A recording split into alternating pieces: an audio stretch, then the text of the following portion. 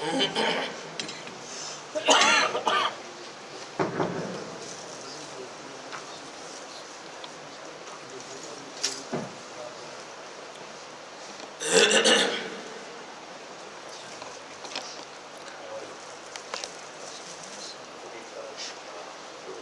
لله نحمده ونستعينه ونستغفره ونؤمن به ونتوكل عليه ونعوذ بالله من شرور أنفسنا ومن سيئات أعمالنا من يهده الله فلا مضل له ومن يضلله فلا هادي له ونشهد أن لا إله إلا الله وحده لا شريك له ونشهد أن سيدنا وحبيبنا ومولانا محمدا عبده ورسوله صلى الله تعالى على خير خلقه محمد وآله وأصحابه أجمعين أما بعد فأعوذ بالله من الشيطان الرجيم بسم الله الرحمن الرحيم محمد رسول الله والذين معه أشداء على الكفار رحماء بينهم صدق الله مولانا العظيم.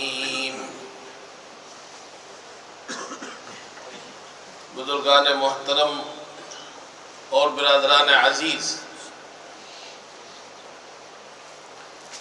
محرم کا مہینہ شروع ہونے والا ہے اور ہجری کیلنڈر کا یہ پہلا مہینہ ہے جس سے اسلامی سال کا آغاز ہوتا ہے. گویا یہ سال ختم ہو رہا ہے اور اگلے 3-4 دنوں میں نیا سال شروع ہونے والا ہے.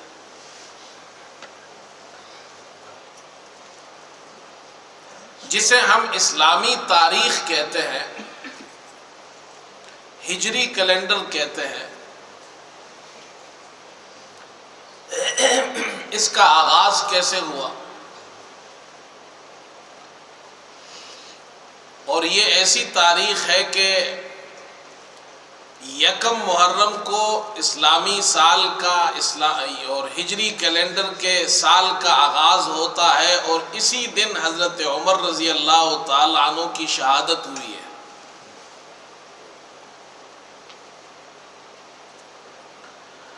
اور یہ ہجری کیلنڈر بھی حضرت عمر رضی اللہ تعالی عنہ نے شروع فرمایا ہے، یہ آپ کا کارنامہ ہے.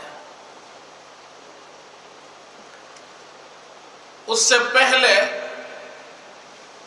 عرب کے لوگ وہ بڑے بڑے واقعات کو تاریخ بنایا کرتے تھے. پہلے سے یہ سلسلہ چلتا آ رہا ہے. حضرت آدم علیہ السلام دنیا میں تشریف لائے تو پہلی تاریخ انسانوں کی اس وقت سے شروع ہوئی. پھر اس کے بعد حضرت نوح علیہ السلام کے زمانے میں طوفان آیا تو طوفان نوح کے بعد پھر ایک نئی تاریخ شروع ہوئی. حضرت ابراہیم علیہ السلام کو آگ میں ڈالا گیا، اس دن سے ایک نئی تاریخ کیلنڈر کا اجرا ہوا. حضرت موسیٰ علیہ السلام کو اور بنی اسرائیل کو اللہ تعالیٰ نے فرعون سے نجات دی اور دریا سے پار کرایا، وہاں سے ایک نئی تاریخ شروع ہوئی. اسی طرح حضرت عیسیٰ علیہ السلام کو اللہ تعالیٰ نے زندہ آسمانوں پر اٹھایا تو وہاں سے ایک نئی تاریخ شروع ہوئی. عربوں کے یہاں بھی یہ عادت تھی کہ وہ عام طور پر حروب سے، جنگوں سے اپنی تاریخ یاد رکھتے تھے۔ مثال کے طور پر یہ کب پیدا ہوا ہے، اس کی تمہارا بیٹا کب پیدا ہوا، اس کی عمر کیا ہے، تو وہ کہتے جی فلاں جو جنگ ہوئی تھی اس سے 1 مہینے بعد پیدا ہوا ہے۔ آپ کو معلوم ہے کہ رسول کریم صلی اللہ علیہ وسلم کی پیدائش سے پہلے ایک واقعہ پیش آیا جس کو ہم واقعہ فیل کے نام سے یاد کرتے ہیں۔ ابرہہ نے ہاتھیوں کا لشکر لے کر بیت اللہ کو ختم کرنے کے لیے مکے پر چڑھائی کر دی، مگر اللہ نے اس کو ختم کر دیا۔ اس کا ذکر قرآن میں بھی أَلَمْ تَرَ كَيْفَ فَعَلَ رَبُّكَ بِأَصْحَابِ الْفِيلِ، تو وہ سال مشہور ہو گیا، تاریخ وہاں سے کیلنڈر بن گیا عام الفیل، ہاتھیوں والا سال۔ تو لوگ اس کو یاد کرتے تھے کہ وہ جو ہاتھیوں والا دن تھا اس سے اتنے دن بعد یہ بچہ پیدا ہوا، اتنے دن پہلے پیدا ہوا۔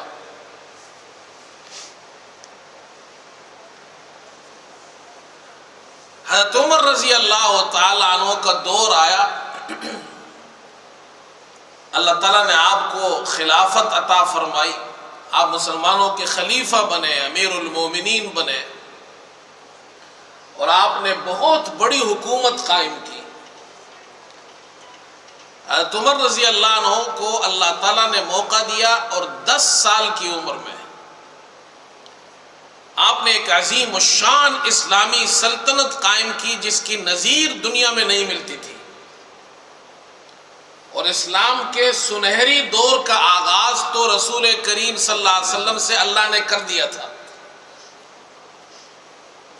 آپ صلی اللہ علیہ وسلم جب دنیا میں تشریف لائے، یہ 6 عیسوی تھی، اور جب آپ نے اعلان نبوت فرمایا تو 7ویں عیسوی شروع ہو گئی تھی، 7ویں صدی عیسوی، 6 صدی عیسوی میں آپ کی پیدائش ہوئی ہے، آخر میں 7ویں صدی عیسوی میں اعلان نبوت ہوا ہے۔ اس وقت دنیا کی حالت آپ تاریخ دیکھیں تو یہ پورا یورپ اندھیرے میں ڈوبا ہوا تھا، اور یہ لوگ اس زمانے کو ڈارک ایجز کہتے ہیں۔ اور اسی دور میں اللہ تعالیٰ نے مسلمانوں کو عروج عطا فرمایا، مسلمانوں کا سنہرا دور شروع ہوا۔ تو آپ رضی اللہ تعالیٰ عنہ کے کارناموں میں سے یہ ایک کارنامہ ہے جو آپ نے اپنی حکومت میں سر انجام دیا۔ حکومت آپ کی 10 سال رہی، اور 10 سال میں عمر رضی اللہ عنہ نے دنیا کے اندر ایک عظیم سلطنت قائم کی۔ 22.5 لاکھ مربع میل پر آپ کی حکومت پھیلی ہوئی تھی، 22.5 لاکھ مربع میل، جس میں عراق بھی شامل، لیبیا بھی شامل، مصر شامل، شام پر آپ کی حکومت،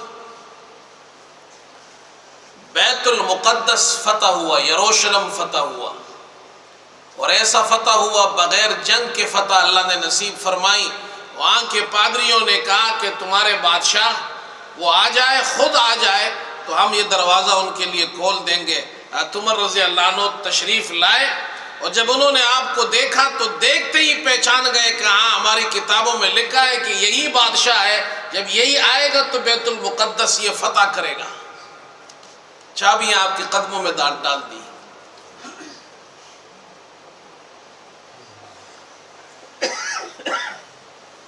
فارس اس زمانے کی سپر پاور حکومت تھی، جس کو ہم ایران کہتے ہیں، اس زمانے کی بڑی حکومت تھی۔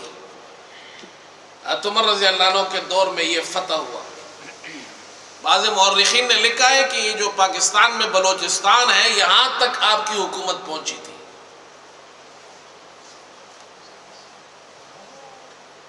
اتنی عظیم سلطنت صرف 10 سال کے عرصے میں آپ نے قائم کی، اور پھر ایسی شاندار حکومت قائم کی،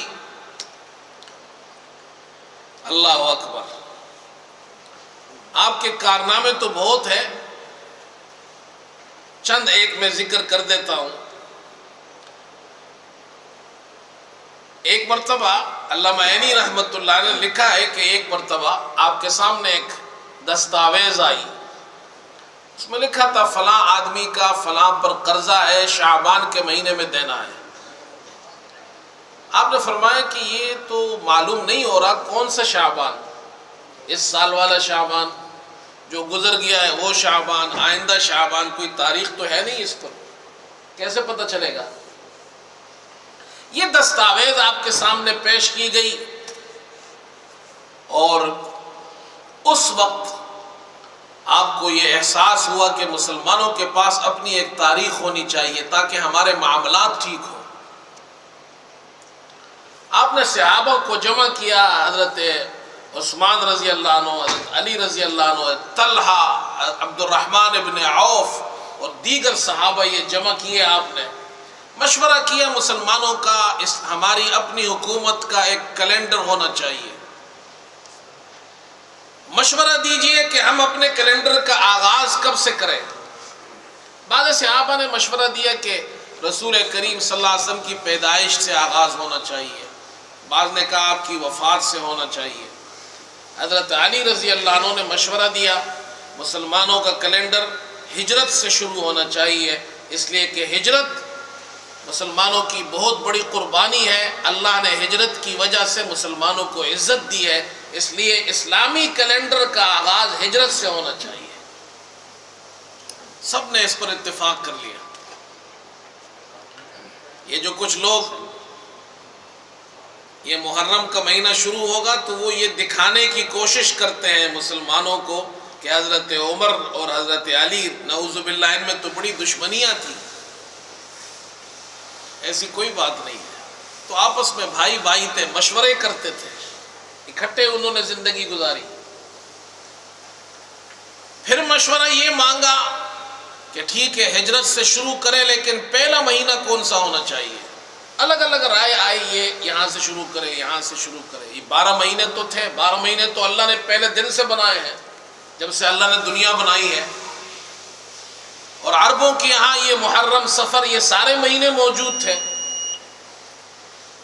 آپ نے مشورہ مانگا کون سے مہینے سے، تو بعضوں نے کہا فلاں مہینے سے، بعضوں نے کہا فلاں۔ حضرت عثمان رضی اللہ عنہ نے فرمایا محرم سے کیلنڈر کا آغاز ہونا چاہیے، اس لیے کہ ذوالحجہ میں لوگ حج ختم کرتے ہیں اور پھر اس کے آخر میں اپنے اپنے گھروں تک پہنچ جاتے ہیں، تو محرم کا مہینہ پھر شروع ہو جاتا ہے۔ تو حج ایک بہت بڑا عمل ہے، اور حاجی لوٹتے لوٹتے ذوالحجہ کے آخر تک پہنچ جاتے ہیں، اس لیے اسلامی کیلنڈر کا آغاز محرم سے ہونا چاہیے۔ اس پر سب نے اتفاق کیا، تو اسلامی کیلنڈر کا آغاز ہجرت سے ہوا شروع، اور محرم اس کا پہلا مہینہ ہے۔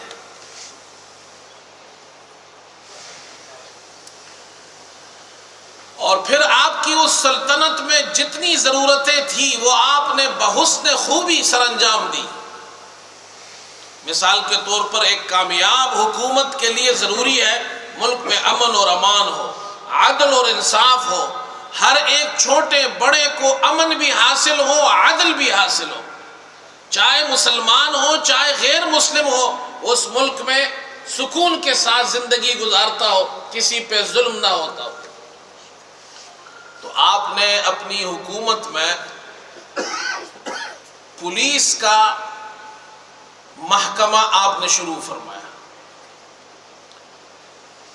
رات کو پہرا دے، لوگوں کی جان مال کی حفاظت ہو، ملک میں امن ہو، یہ سلسلہ آپ نے شروع فرمایا۔ اور خود رات کو آپ نکلتے تھے پہرے داری کرنے کے لیے، رعایا کا حال معلوم کرنے کے لیے، اور آپ نے رات کو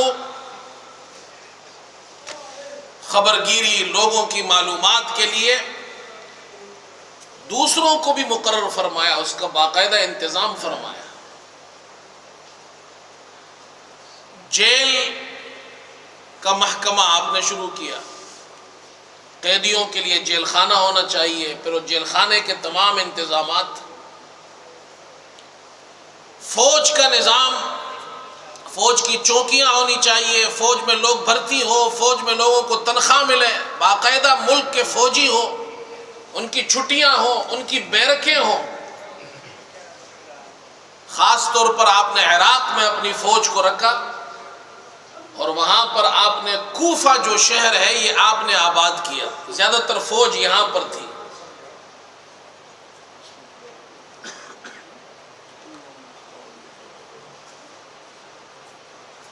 ملک کی ترقی کے لیے، عوام کی فلاح بہبود کے لیے پہلا کام امن و امان ہوتا ہے، پورے ملک میں امن و امان ہے۔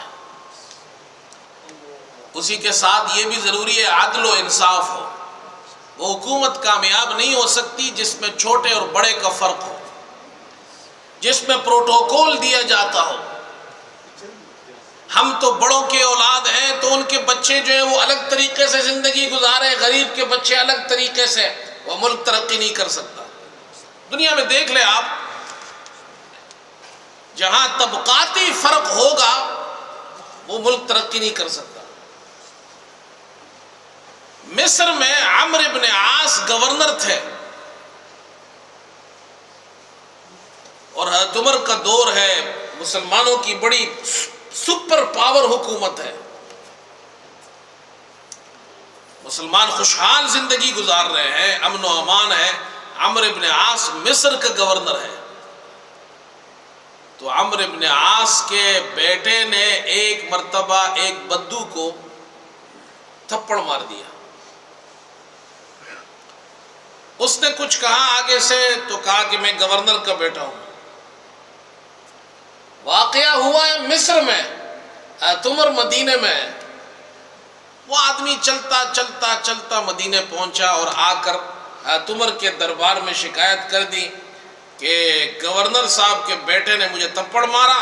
جب میں نے اس پر شکایت کی تو اس نے کہا میں گورنر کا بیٹا ہوں۔ عمر نے کہا اچھا، میری حکومت ہو اور اس میں یہ کہے کوئی میں گورنر کا بیٹا ہوں۔ باپ کو بھی بلایا، گورنر کو بھی بلایا، بیٹے کو بھی بلایا، دونوں آ گئے اور اس بدو کے ہاتھ میں کوڑا دیا، کہا اس سے اپنا بدلہ لو۔ اس نے بدلہ لیا، پھر کہا اس کے باپ کو بھی مارو۔ عمرو بن عاص گورنر ہے، معمولی آدمی نہیں ہے، کہا اس کے باپ کو بھی مارو۔ نے کہا امیر المومنین جس نے مجھے مارا تھا اس سے بدلہ میں نے لے لیا ہے، اس کے باپ نے نہیں مارا تھا تو میں اس کو کیسے ماروں؟ کہا کہ اگر تم اس کے باپ کو بھی مارتے تو ہم اس پر بھی تم سے کچھ نہیں پوچھتے۔ میں نے اس لیے گورنر بنایا تھا کہ تمہاری اولاد یہ کہتی پھرے کہ میرا باپ گورنر ہے۔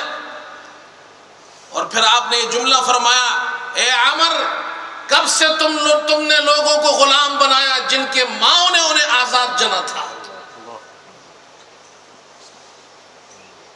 حکومت ایسی ہوتی ہے، عدل ہو، انصاف ہو، طبقاتی فرق نہ ہو۔ غسان کا بادشاہ آپ کی حکومت ہے، غسان کا بادشاہ جبلہ ابن اہم یہ عیسائی بادشاہ تھا۔ اس نے کہا میں اسلام قبول کرتا ہوں، اسلام قبول کیا اس نے۔ حج کے دن آئے تو کہا میں امیر المومنین کے ساتھ حج کرنا چاہتا ہوں۔ اس کی اپنی حکومت ہے، غسان کا بادشاہ ہے۔ مدینے پہنچا، بڑے جناب جاہ و جلال کے ساتھ، رعب اور بڑے جناب کیا ہے آؤ بگت ہوئی اس کی۔ حج کے لیے روانہ ہوا، بیت اللہ کا طواف کر رہا ہے، اور ایک بدو اس کا پاؤں آپ کی غسان جو بادشاہ تھا اس کی چادر پہ پڑا تو اس کو وہ گر گیا، جھٹکا لگا اسے۔ اب مسلمان تو ہوا تھا لیکن وہ جاہ و جلال تو ابھی ختم نہیں ہوئی تھی، تو اس نے پیچھے دیکھا تو ایک بدو نظر آیا تو زور سے ایک تھپڑ مار دیا اسے۔ اس نے جا کر شکایت کر دی۔ لوگ بھی جانتے تھے کہ عمر کی حکومت ہے،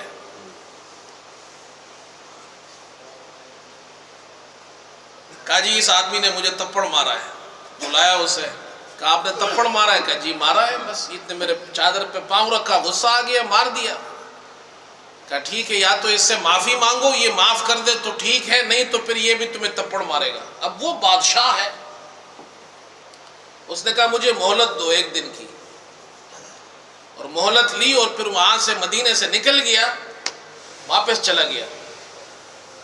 عمر نے اس کی کوئی پرواہ نہیں کی.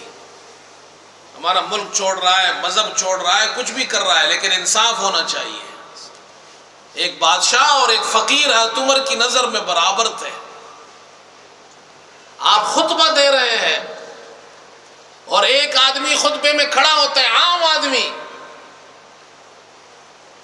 اور آپ سے کہتا ہے امیر المومنین ہم آپ کا خطبہ نہیں سنیں گے. کہا کیوں؟ کہا جو کپڑا ہمیں ملا ہے بیت المال سے, اس کپڑے سے یہ لباس نہیں بن سکتا جو آپ نے پہنا ہوا ہے. ہمیں اور آپ کو ایک جیسا لباس ملنا چاہیے, کپڑا ملنا چاہیے. آپ کے پاس اتنا کپڑا کہاں سے آیا کہ آپ نے یہ لباس بنوا لیا؟ پوچھ سکتا ہے کوئی بادشاہ سے؟ حضرت عمر نے خطبہ روک دیا, اپنے بیٹے کو کھڑا کیا, عبداللہ ابن عمر کو جواب دو. عبداللہ ابن عمر نے کہا میرے ابا قد و قامت اچھی تھی حضرت عمر کی, کہا میرے ابا کا کپڑا کم تھا تو میں نے اپنا کپڑا بھی دے دیا, انہوں نے دونوں کو ملا کر اپنے لیے جوڑا سلوا لیا ہے. اور حکومت ایسی تھی کہ دنیا کانپتی تھی اس سے. انصاف اپنے گھر سے شروع ہوتا ہے, پہلے عادل پہلے اپنے گھر سے شروع ہو. جب بادشاہ اور رعایا ایک پیج پر ہوں گے تو ملک ترقی کرتے ہیں. یہاں ہم نہیں دیکھتے ہیں, بڑے بڑے وزیر ہوتے ہیں, عام بسوں میں گھومتے ہیں, ٹرینوں میں گھومتے ہیں. عمر کے یہاں بھی ایسے ہی تھا. عمر رضی اللہ عنہ مسجد میں آتے تھے, اور آپ شہید ہوئے تو مسجد میں نماز پڑھاتے ہوئے شہید ہوئے. مسجد میں بیٹھتے تھے, عام لوگوں کے ساتھ بیٹھتے تھے, چلتے پھرتے تھے. یہ آپ کا کارنامہ ہے, عدل ہے, انصاف ہے. آپ نے فرمایا اللہ اکبر, فرات کے کنارے پر اگر کتا بھی پیاسا مر جائے تو عمر تجھ سے پوچھ ہوگی قیامت کے دن اس کی.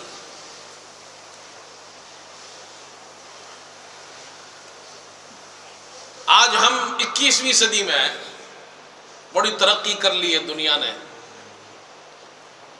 لیکن میں آپ کو یقین سے کہتا ہوں جتنا امن حضرت عمر کے دور میں تھا آج نہیں ہے دنیا میں. جتنا بہترین نظام انہوں نے بنایا تھا.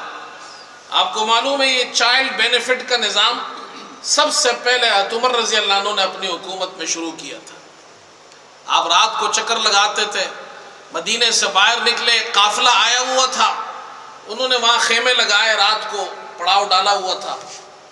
آپ نے ایک بچے کی رونے کی آواز سنی, گئے اس کی ماں سے کہا بچہ روتا ہے, اس کو دودھ پلاؤ, خاموش کرو. پھر آ گئے, نماز پڑھنا شروع کیا, پہرہ داری بھی کر رہے ہیں, نماز بھی پڑھ رہے ہیں.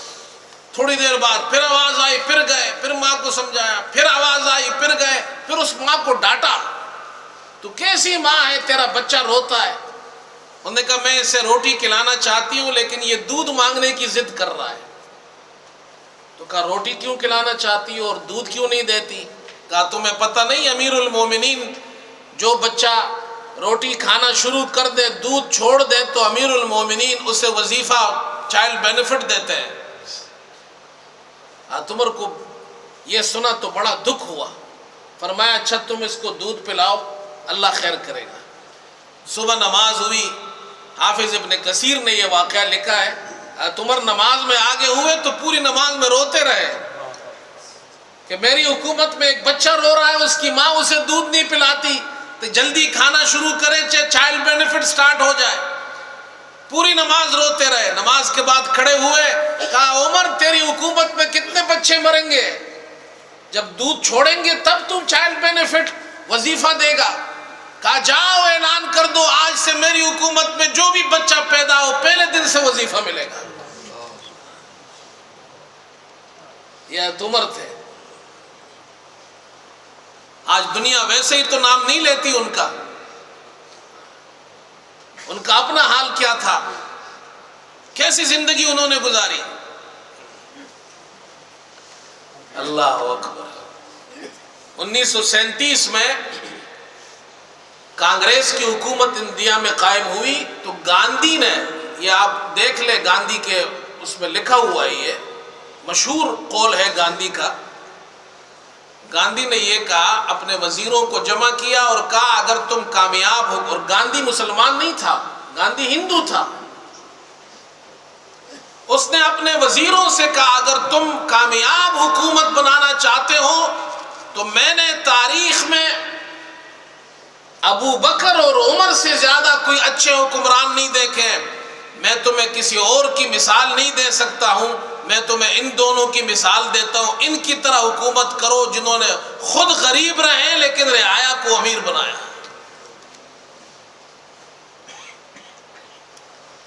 اور انصاف اور عدل سب کے لیے ایک جیسا، مسلمان اور کافر کا فرق نہیں کیا.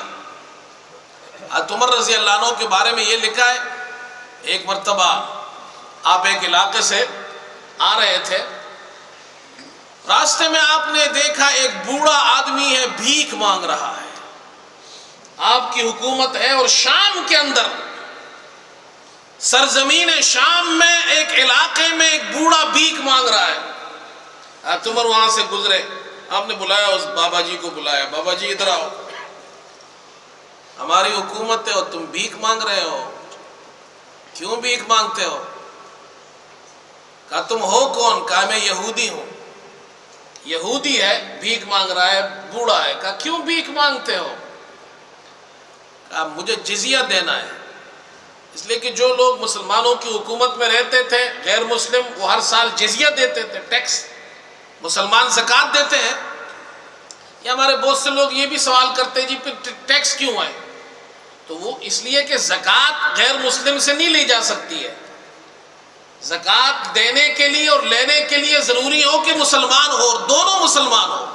زکوٰۃ دینے والا بھی مسلمان ہو، لینے والا بھی مسلمان ہو. تو زکوٰۃ کا سسٹم صرف مسلمانوں کے لیے رکھا گیا ہے. تو مسلمانوں سے تو ہر سال زکوٰۃ لی جاتی ہے، غیر مسلموں سے کیا لیں گے آپ؟ نہ ان سے زکوٰۃ لے سکتے ہیں آپ، نہ ان کو دے سکتے ہیں آپ.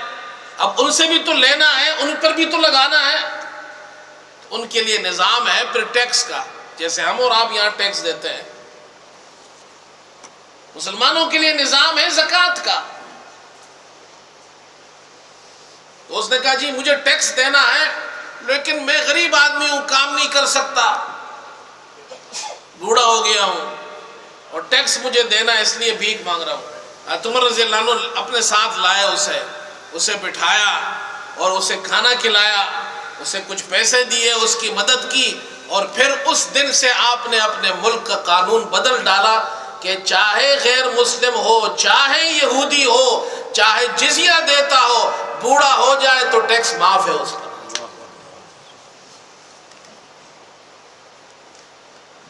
اور آپ نے اپنے ملک کے اندر یہ دیکھیں کچھ چیزیں ایسی ہوتی ہیں جس سے پورا ملک ترقی کرتا ہے.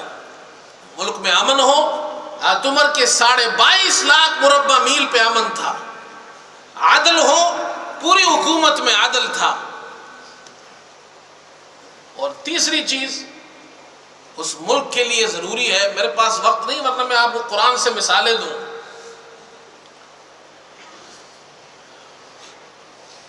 تعلیم. جس قوم میں تعلیم نہ ہو وہ ملک ترقی نہیں کر سکتا، وہ قوم کبھی بھی ترقی نہیں کر سکتی ہے. یہ بات لکھ لیں آپ. قوموں کی ترقی کی بنیاد تعلیم پر ہے. رسول کریم صلی اللہ علیہ وسلم ابھی پیدا نہیں ہوئے، صدیوں پہلے حضرت ابراہیم بیت اللہ کی تعمیر کر رہے اور اللہ سے دعا کر رہے، اللہ میری اولاد میں سے ایک پیغمبر یہاں بھیجنا. آپ کے لیے دعا ہو رہی ہے نا. اور دعا کیا ہو رہی ہے؟ وَابْعَثْ فِيهِمْ رَسُولًا مِّنْهُمْ يَتْلُو عَلَيْهِمْ آيَاتِكَ وَيُعَلِّمُهُمُ الْكِتَابَ. صدیوں پہلے بتایا جا رہا ہے کہ میری اولاد میں محمد عربی صلی اللہ علیہ وسلم آئیں گے. ان کی تحریک کا اور ان کے ان کی امت کے اندر جو سب سے پہلی بنیادی چیز ہوگی وہ ہوگی تعلیم۔ تعلیم نہیں ہو، ایجوکیشن نہ ہو، آپ کے پاس دنیا جہاں کے خزانے موجود ہو، ملک ترقی نہیں کر سکتا۔ اب حضرت عمر رضی اللہ عنہ نے، میں نے پہلے عرض کیا، یہ 7ویں صدی عیسوی ہے، یہ ابھی کون سی چل رہی ہے؟ 21ویں ہے نا؟ کتنے سال ہو گئے؟ 1400 سال ہو گئے نا؟ 1400 سال پہلے یہاں کچھ نہیں تھا، اور وہاں آپ نے تعلیمی ادارے بنائے، مسجد کے اندر مدرسے بنائے۔ یہ جو مسجد اور مدرسے کا کانسیپٹ ہے یہ وہاں سے شروع ہوا ہے۔ یہ مسجد اور سکول، یہ ہم آج مصیبت یہ ہمیں اپنی تاریخ نہیں معلوم۔ آپ آکسفورڈ میں جا کر پرانے جتنی یونیورسٹیز ہیں اس کو دیکھیں، ہر یونیورسٹی میں آپ کو چرچ نظر آئے گا، یہ مسلمانوں سے لیا گیا ہے۔ یہ جو ہر مسجد کے ساتھ مدرسہ ہے یہ سکول ہے، اور ہر آپ یونیورسٹی میں آپ کو چرچ نظر آتا ہے، یہ کانسیپٹ مسلمانوں سے لیا گیا ہے، اور یہ حضرت عمر رضی اللہ عنہ نے بنایا، اور سب سے پہلے اللہ کے رسول نے بنایا صلی اللہ علیہ وسلم۔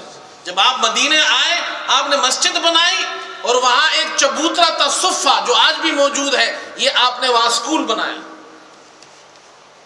مسلمانوں کی تاریخ میں پہلا سکول اللہ کے رسول نے بنایا ہے، اور یہی کانسیپٹ دنیا نے ہم سے لیا ہے۔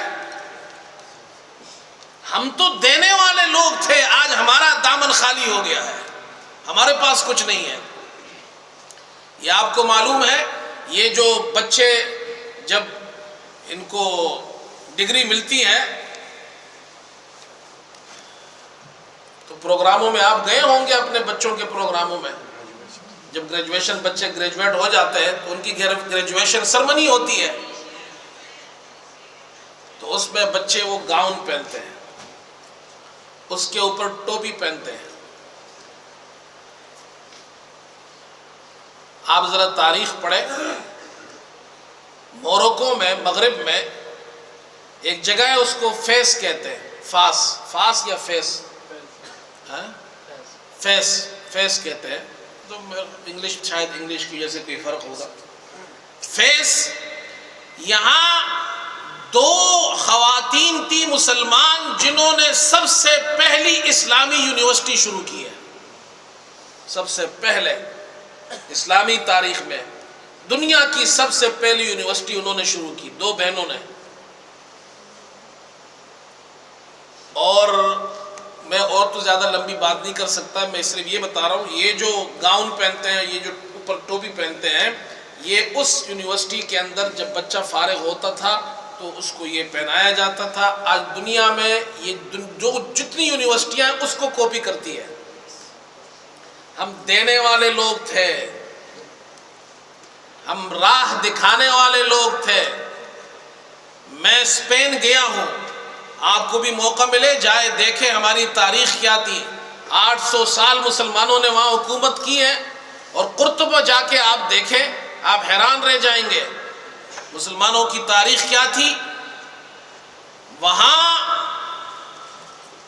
ایسا دور گزرا ہے کہ یہاں کے بادشاہ نے اپنی بھانجی کو بھیجا ایک گروپ کے ساتھ لڑکیوں کے، اور مسلمانوں کی حکومت کو، بادشاہ کو خط لکھا کہ یہ ہماری بانجی آ رہی ہے، آپ کے مدرسے میں، آپ کی یونیورسٹی میں تعلیم حاصل کرے گی، تاکہ وہ پڑھ کر آ جائیں تو ہم بھی اپنے ملک میں ترقی کر سکیں۔